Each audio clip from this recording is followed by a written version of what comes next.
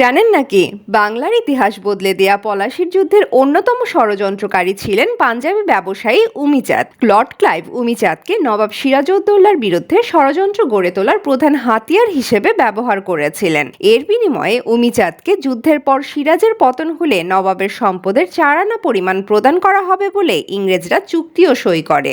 লাল ও সাদা কাগজে দুটি চুক্তি সই হয়। ইংরেজ নৌসেনাপতি ওয়াটসন ছিলেন এই চুক্তির প্রধান পক্ষ, কিন্তু ধূর্ত ইংরেজরা চুক্তিটি করেছিল জাল। যুদ্ধ পরবর্তী সময়ে উমিচাঁদ তার অংশ চাইতে গেলে সেনাপতি ওয়াটসের চুক্তি দুটি যে জাল তা প্রমাণিত হয়। উমিচাঁদ নবাবের ধনরত্ন ও সম্পদ থেকে মোট 40 লক্ষ টাকার দাবিদার ছিলেন, যার বর্তমান মূল্য 900 কোটি টাকারও বেশি। এই অর্থের শোকে উমিচাঁদ বদ্ধ পাগল হয়ে রাস্তায় নেমে যান। খাওয়া দাওয়া ছেড়ে মুর্শিদাবাদের পথে প্রান্তরে আকাশের দিকে মুখ করে লাফ দিতে দিতে সারাক্ষণ লাল কাগজ ও সাদা কাগজ বলে চিৎকার করে বেড়াতেন। চিৎকার করতে করতে হঠাৎ হৃদযন্ত্রের ক্রিয়া বন্ধ হয়ে মৃত্যুর কোলে ঢলে পড়েন উমিচাঁদ।